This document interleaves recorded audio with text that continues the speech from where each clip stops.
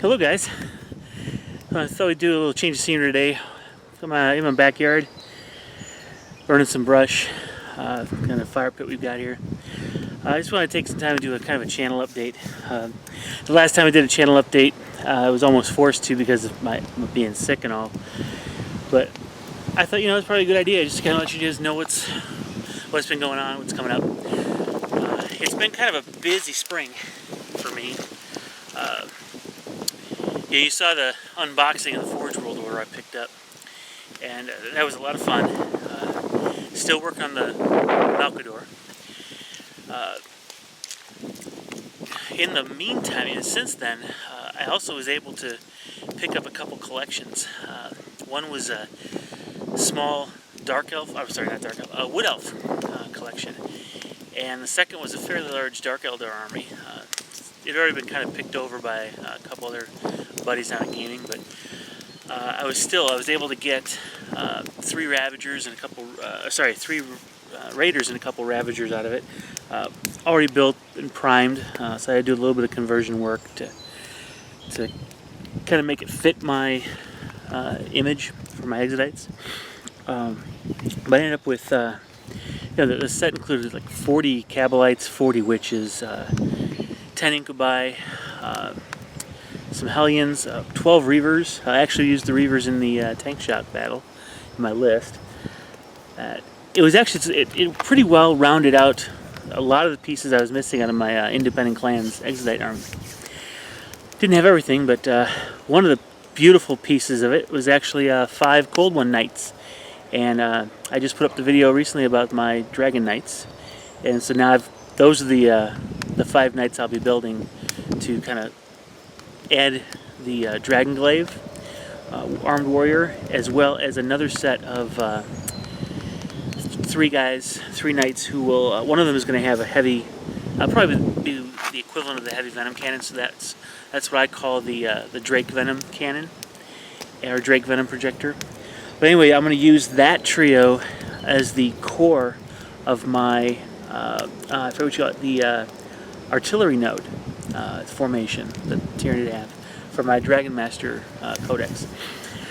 So there's a lot of little projects in there. So, we're talking about over 100 models that I've got to build and kit bash. So with these collections, I'm going to come up with, I've already halfway through the conversion to create an equivalent of the Hellions. I don't want to let in on what that is yet. I've got 4 sets of pieces for Reaver jet bikes that didn't get used, that didn't get built, and so I'm going to do some 4 custom jet bikes. Still got to design those out because I got to cobble together pieces from a lot of different models to do that. So now I'll be able to actually have a special Autarch jet bike, a special Farseer jet bike. I might do one for a Warlock, but I'll probably make 2 others for Reavers, like a Reaver. Oh no, you know what? I probably should do one for the that'll actually be for an Exarch for the Shining Spears equivalent that I've got. So anyway, I've got 4 I'll build. We'll figure out what I'll do with them in the end. So, and I still haven't finished painting the details out on my the 2 Lehman Russ I started back early this month when I did the paint along, if you will, video on vehicle camouflage. So I have got a huge backlog of work now, which I guess is kind of good because it'll keep busy for the next, 6 months maybe. I'm feeling a little bit overwhelmed right now, but it kind of goes with the territory when you happen upon those collections. So I kind of knew they were there back in February, so I worked with the guys to kind of hold on to them for just enough so I can scrape the money together. Now I'm pretty much set. I've got my model queue to work on now. So I guess I'm kind of excited, but again, it's that overwhelmed feeling I've still got. If I can just figure out what to start working on first. I've noticed that I'm so excited about doing all the different conversions and doing all the painting, getting some models on the table, that I've just been almost hitting it like a shotgun, a little bit here, a little bit there on different units, and I haven't gotten any of them done, which is unfortunate. So if I can just get over my normal mode of operation, which is to go with what I'm feeling like working on, and just kind of sit down and say, okay, I'm going to get this done, and that's what I'm going to work on. Then I just put the rest aside until I get that one done and move on to the next. I'll probably make some progress, but I haven't been able to do that yet. So anyway, I am working through the rest of the Dragon Master army. I got a few more videos to go. We've already put up all the videos related to the models I've got completed for the units that count for synapse, holding synapse. Now I've got the models remaining for all the dragon creatures. Now, those, with the exception of one of the model entries, they're not from Games Workshop. So if you're not really into armies that don't use Game Workshop models, you probably won't be interested in several of those videos. But there is one that's actually the next one I'm going to do. Looking forward to it. It's my equivalent of from an Exite perspective, of the Biovore and the Spore Mines. It's actually a model that I really, really enjoyed designing and building, and I can't wait to get a few more. So that one's in the works. The video is anyway. And again, to have a unit of 3, I need 2 more, and that's just on top of all the other models I've got now. It's getting a bit overwhelming. As far as what's coming up the next few months, though, for the channel as a whole, I've actually been putting off starting 2 different how-to videos. One is on sculpting hair. There have been a few of my models I've actually had to modify the head a bit, put some hair on, either replacing the hair that was there due to the way the sculpt converted, or actually putting hair there that never was. And so it's actually a lot easier than you would think. And so I wanted to kind of share how to go about doing that. There's 2 different ways. One's kind of the hair just kind of hanging down, cascading over the back of the shoulders, whatever. And the other's where they're kind of flowing off as if they're running or riding on something. So I'm going to put those 2 videos out. It's just, I'll be honest with you, I'm a little uncomfortable because I'm not an expert modeler by any stretch of the imagination. I'm very pleased with the work I do. I mean, it's making my visions come to life, so I'm very, very happy with it and proud of it, but I'm not a master modeler. I'm not an amazing model builder. But one of the things I did learn going through all this is you don't need to be an expert to do some of these relatively simple things, even if it's sculpting. There's a guy at Gaming that I cannot wait to show you the model. He actually sculpted a Primarch that isn't out yet, and it was phenomenal. And he used different bits to kind of create almost I'd almost want to call it an armature, but it wasn't an armature. He had the structure and a couple pieces to kind of add some of the feel of the model, but most of it was green stuff. And boy, did he do a good job. And right now he built it for somebody, and the guy's painting it. I told him I gotta videotape this. I gotta show this off. So hopefully I'll be able to do that soon. But anyway, the reason I bring that up is that I looked up to this guy and think, man, I wish I could do what he does. And then I realized I needed to put some hair on this stuff and some of these models, and so I just tried it. And you know what?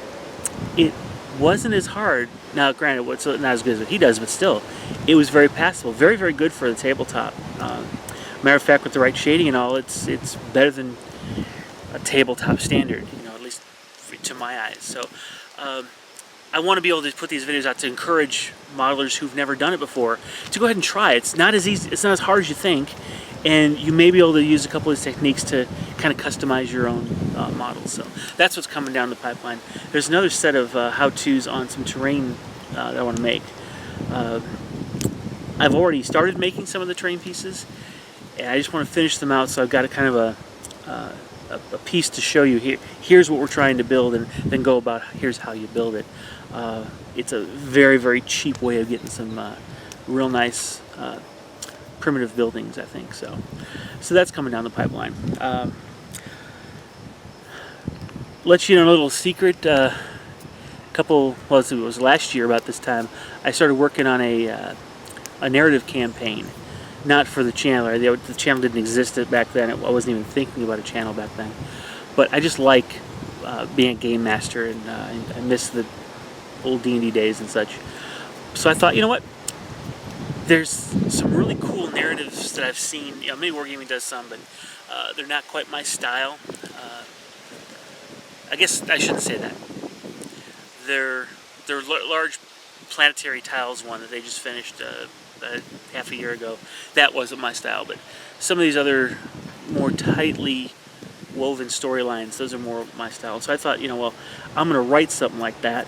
I had a couple characters. Yeah, they are characters at my game group, but a couple of the players there who I thought, they're really great guys, and they've got good, well-painted armies. They're intelligent with how they play them. They're not power gamers, and they love the narrative, even though some of them can be pretty competitive. I thought, I can write this story up. It was actually going to be the Awakening a Necron Tomb World. I wanted to be able to show you can still have fun with Necrons. You just don't need to have them, use the Decurion detachments all the time. You can weave them into a story where they're powerful like they are in the fluff, but they're not so powerful that the game suffers. Unfortunately, the guy who played Necrons, he lives in a different city a little further away. His schedule just isn't working out, and the guy who was going to be playing the Imperial player, he completely switched armies on me. So that particular narrative is it's almost done. I mean, it's the only thing left is to finish out how you score the last battle. So that the narrative's written, all the scenarios are written, the scenario tree is written, the victory conditions are all written, and I've gotten most of the special models done for it. It's just sitting on the shelf. But I just I started working on, because since I can't use that one, I love narratives, I decided to create a new one. So I'm actually working on a Dark Eldar themed narrative campaign. Right now, its working title is Cabal Rising. It's going to be the story of Archon who was deposed and escaped with his life, thankfully, and is in the process of pulling together another cabal of his own to seek revenge and take back what was stolen from him. And in the process, I'll be able to leverage this one player's Dark Eldar army, and he's really interested in doing campaigns and stuff. So I'm hoping he's really going to enjoy this one. The goal will be, starting small and growing, and I'll be able to feature different armies. There's a place for Orcs, Imperium, different Space Marines, even other Eldar potentially, but it's not, just huge battles all the time. There's going to be stories behind each of them. And, it's almost like a cross between Gorka Morka and Mordheim in a sense, where you start out small. He's going to be building up his warband as he tries to seize back power and gain the alliances he does. There's still going to be some intrigue there. We'll see how that all plays out. I've got several of the story concepts laid out, a few of the scenarios sketched. Don't have it all nailed down. I know I've kind of know what players I'm going to ask to kind of join in. And then we'll just kind of see how it goes there. I really want to play this more as almost an RPG, where the Dark Eldar player has to make his decisions about, okay, what's he going to do next, and then based on that, I'll give him a mission packet, and that will determine kind of the bounds in which he'll have to build a list, and it'll determine who his opponent's going to be. He won't necessarily know what the opponent's going to have, but he'll know kind of what he has to accomplish. And so, it's a little bit more free-flowing than some campaigns that are out there, but I want to see it. In other words, I love the story concept of it, so that's what I'm going to try to do. Oh, and you might notice I'm not looking at the camera. I'm out here, like I said, by the fire pit, kind of watching the fire, too, so I don't feel like I'm being rude here. I just love fires. All right, so anyway, so I was kind of thinking probably about July. I would start filming the first bat reps for that narrative campaign. Hope it stays on schedule that way. if nothing else, by the fall, we're definitely going to have some narrative campaign bat reps for that. Looking forward to it. I'm not going to play it. I really would rather be the one filming it and game mastering it. I want to showcase my friends' armies. They're the gamers I play with. They help me grow into the gamer I am, and I want to show off what they can do, what their armies are. Let you have fun watching them play instead of me. And I've been showing off my armies. I will eventually get to the point where I'll be playing and bat repping the battles I'm in. But before I get into that, I really want to do some narrative campaigns. That's really where my heart is. I look out there. I look at Winter's SCO, and his bat reps are amazing. I don't think I'll ever be able to get to that level. Striking Scorpion's pretty good too. But I don't think I'm there. I'm going to be able to get there for a while. So if I start with the narratives, I can do the narrative bat reps, build along the story, and focus on something that I wrote and the players get to interact with. And that will give me the practice to start producing bat reps that I think other people might enjoy. Now, when we get there, please give me all the input you can, what's good, what's not. I am torn between two extremes. I really enjoy watching, kicking back when I'm just too tired to do modeling and just watching like a Jay Knight bat rep. Where he goes on, it's an hour long, 45 minutes or whatever, or mini wargaming. All the dice rolls are there and all the banter's there. Not so much with Frontline Gaming, where you get caught up in their 2 hours of gaming plus conversation. Not wanting to go there. But I do want to be able to show all the dice rolls and all the talk and strategy and emotion of the battle. But I know everybody's not into that. So I don't want to exclude members of the audience from that. So I want to do some of the shorter ones, kind of like the way Winters and Scary do it.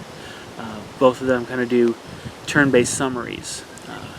So I'm thinking about an approach where I'll videotape a bat rep and I'll do these basically a debrief, sort of like the Tank Shock one I just did, only a little bit more fleshed out, because we'll be going turn by turn debrief, and then go through what I'll call maybe the director's cut, which is all the dice rolls and all the banter back and forth.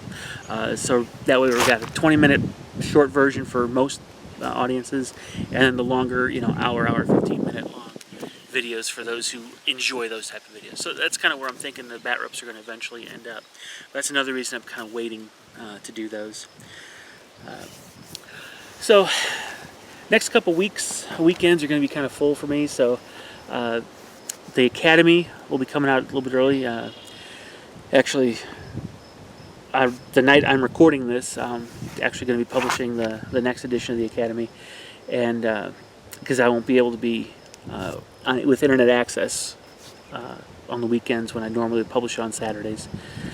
So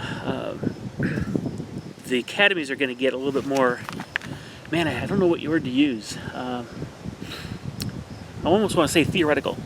The concepts are definitely, they're straight out of military science. It's the stuff they learn, in officer training and, West Point, all that kind of stuff. And it takes a little bit to translate those into the gaming table. All the lessons still apply. It's just trying to put them into, put it in English so that we can understand it and make sense of the concepts, especially as they translate into a miniature game. It's not even, Warhammer's not a simulation. It really is a game, but still some of the concepts apply. It's a tactical game.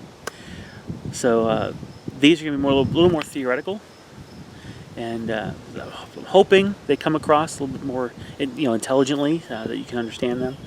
Hopefully, so we'll see. Let me know if they don't, though. And I want to try to improve these. I want to make sure that, like I said, I want to give back to the community. If there's anything you guys want to, interested in seeing me do, just, give me an idea. I've got, the only things left for me to do that I've got on my list of videos to do, like I say, are the how-to for the terrains, the how-tos like around the sculpting and various conversions that I've been doing. I've got those coming. got bat reps I want to do, starting with the narrative campaign. And then I want to do more tacticas. I haven't had a chance. I don't have actual studio in the sense of having a game table I can set up and do stuff on. Not yet, anyway. Give me 3 or 4 months, and I'll be able to make some room for that. So right now I got to find time to go to the game shop and borrow one of their tables and terrain to do that. Of course, game shop's pretty popular. It's not always quiet there, so it doesn't always work out.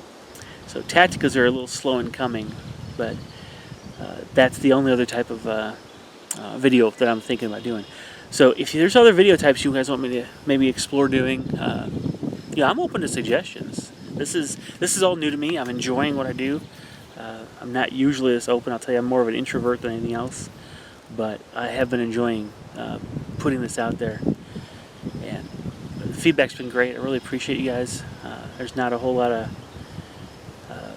opportunity where I'm at to, in my professional life, where people can appreciate the nerdiness or geekiness of what we do. So it's kind of nice to get that out there and share it with like-minded people. So that's kind of what's been going on with the channel. I hate to call it a channel, but it's more than a channel. It's me. So I guess what I'll do is, I think every month or couple months I'll do a channel update. As things really, I don't want to say change, but when I'm getting ready to, in the middle of stuff and there's things coming, I'll let you guys know ahead. So maybe look toward the end of each month. I'll try to do a quick update.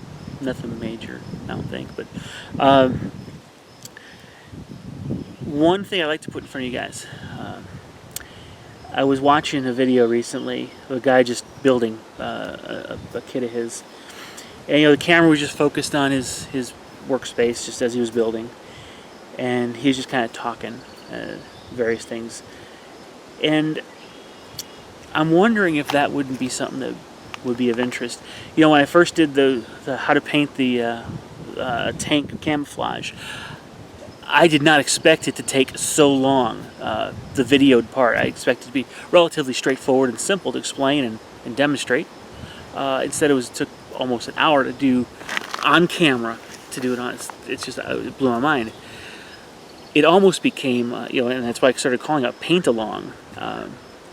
So I'm wondering, is that a type of video that would be of any interest? Where I'm working on something and just kind of walking you through it, talking you through it almost. I'm not really a conversationalist, to be honest with you. I do like talking about stuff, but I'm not good at conversation, monologue more or less. But when I'm focused on like model projects, so it wouldn't be like Painting with Jay. I don't know if you've seen Jay Knight's Mini Wargaming Jay and his Painting with Jay video. He paints for an hour, but he's talking about stuff, and I'm just not good about talking about stuff. I would be focusing on what I'm doing with the model I'm building, the thoughts I've got, why I'm approaching something a certain way, or what I'm trying to accomplish. So I've got that rolling around my head. Just let me know if it's kind of interesting or not. I have made a decision about doing that. Again, a little nervous, to be honest. I'll be honest with you. Just let me know. So that's kind of where the state of the channel. Let me know what you think.